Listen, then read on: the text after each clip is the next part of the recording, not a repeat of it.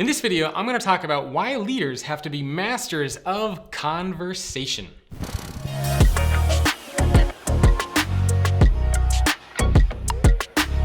There's this great episode of Curb Your Enthusiasm, which is all about who you put in the middle of a dining table during a conversation.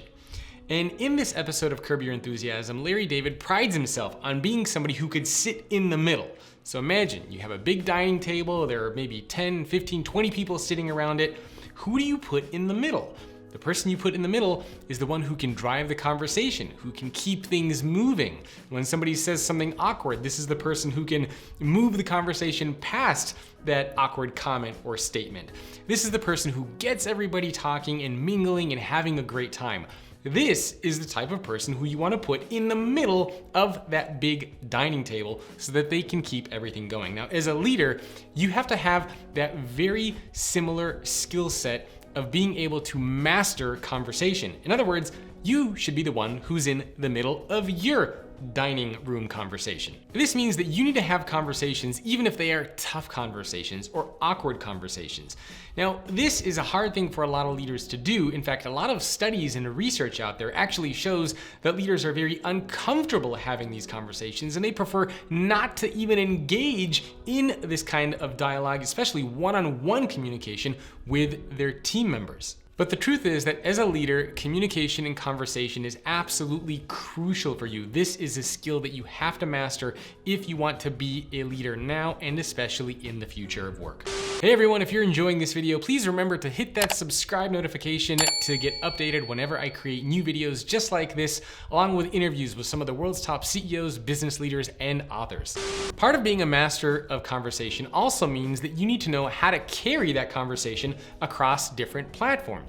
Meaning that as a leader, you're gonna have to communicate in person, you're gonna have to communicate virtually, you're gonna have to communicate via text, you're gonna have to communicate via email, holograms probably in the future, collaboration tools and platforms.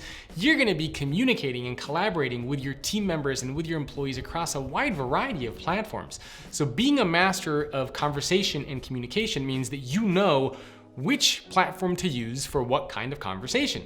If you're gonna have a serious discussion with somebody, you're probably not gonna send them a text letting them know that they're getting fired or promoted. You're probably gonna wanna do that in person. Similarly, if you are trying to get an update on a big project, you're not gonna wanna send a text about that and have somebody respond to you with their thumbs and write, 10 paragraphs for you. So as a leader, you have to understand which platform you should be using for what kind of conversation, and also how to make sure that your message gets across regardless of which platform or channel you are using.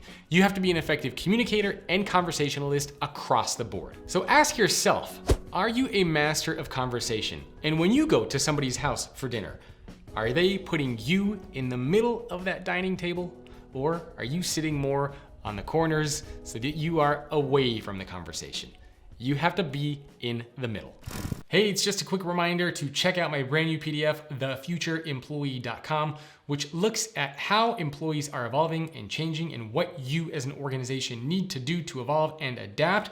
You'll get a complete breakdown of what that evolution looks like, as well as action items that you should be taking. It's an invaluable resource and you can grab it at thefutureemployee.com. Again, that's thefutureemployee.com.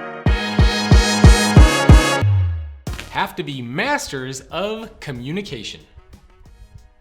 Conversation. Gotta redo that.